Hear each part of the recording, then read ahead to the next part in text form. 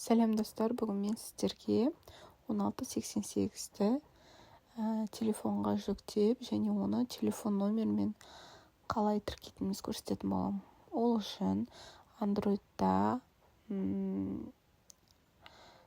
кіреміз, Play Market'ке 1688 деп жазамыз. Ал iPhone'ға App Store'ға 1688 деп жазасыздар. Тура осылай. Енді осы жерде міне бірінші таубауға кірмейсіздер, бұған кірмейсіздер. Астында 1688.com деп тұр. App Store'да тура осылай тұрады, және бұны установить етеміз. Қазір установка жасалғаннан кейін телефон номермен қалай Қазақстан номерімен тіркелетінін көрсетемін. Тіркелу өте оп-оңай. Мұқият тыңдап отырыңыздар. Міне, жүктеп алғаннан кейін осылай окошко ашылады Android'да. Открыть дейміз. И осы жерде мына бірінші кнопканы басасыздар, қазыл болып тұрған. Согласен деген. Астындағы мына жерде адамның суреті бар. Профильді басасыздар. Басқан кезде осындай ашылады.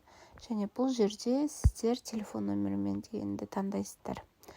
Міне, номер телефонын жазасыздар, қазақстандық.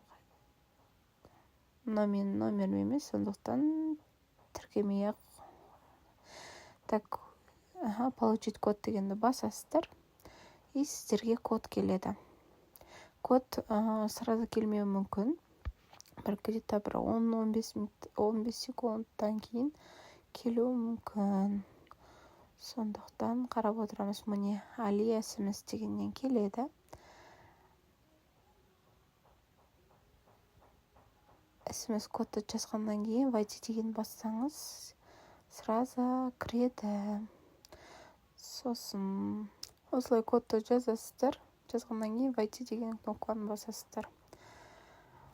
Міне, бізде тіркелді. Осылай сіздерде кіре аласыздар. Енді бұл жерде сіздер не істейсіздер? Настройка барасыздар, қазір жерден шығасыздар артқа қарай. И настройка бізде оң жақ батырман басасыздар. Ең жоғары жағындағы магазин деген емес, соның жанындағы кнопканы. Осы жерде страна и регионы деген жерге глобальный деп жазасыз. Мына жерге кнопканы басасыздар. Осылай тіркелесіздер. Өте оп-оңай.